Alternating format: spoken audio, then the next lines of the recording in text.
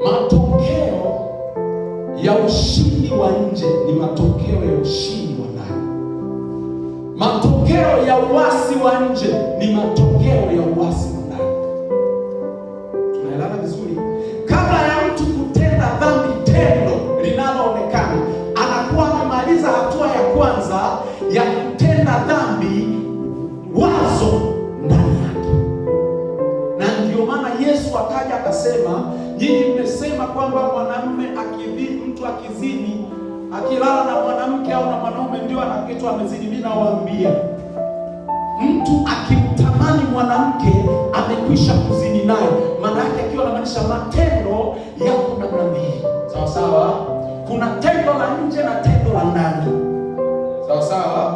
Tendo la ndani ni tendo la kufikiri linalojenga maamuzi yanayoathiri utu wa nje. Bwana Yesu asifiwe sana. Kwa hiyo kama unataka kuwa mshindi physical, lazima uwe mshindi kwanza ndani yako. Na ndio maana tuna watu wengi wenye huduma kiotenda dhambi. Nje ni maarufu kwa sababu wana tendo la nje, lakini ndani wameshindwa. Kinachotokea ni nini? Nje unaigiza, yaani nje ni mwingine, lakini ndani ni mwingine. Levo ya vita vya kiroho haiko kwenye shambulio la lile shambulio la moja kwa moja, labda umetumiwa sijui komboleni tii kama tunavyoona kwenye movie. Levo ya vita vya kiroho iko kwenye hoja. Ngoja nikwambie, kuna utofauti kati ya shambulio la binadamu kwa binadamu na shambulio la shetani kwa binadamu. Mara nyingi huwa watu wanateswa na shambulio la binadamu. Mwanadamu anapokuchukia kikawaida, kwa sababu kwa mfumo wa sheria za nchi hawezi kuja kukukata upanga, hawezi kuja kukuibia, hawezi kuja kukung'oa meno, atafungwa. Kwa hiyo anatengeneza shambulio lisioonekana, na hapa ndipo tunapata chanzo cha mateso na vifungo vya giza. Ni mtu kufungwa na mtu mwingine.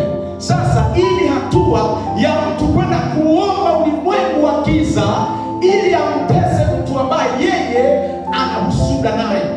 Unanielewa vizuri? Kwa hiyo hili ni shambulio la nguvu za giza kupitia mtu kwa mtu. Lazima unielewe vizuri. Shambulio la ulimwengu wa kishetani kwa mtu haliji kama vile kombora. Lengo la shetani ni kugeuza ile kusudi ya mwanadamu kwa Mungu iwe kusudi ya mwanadamu kwa shetani.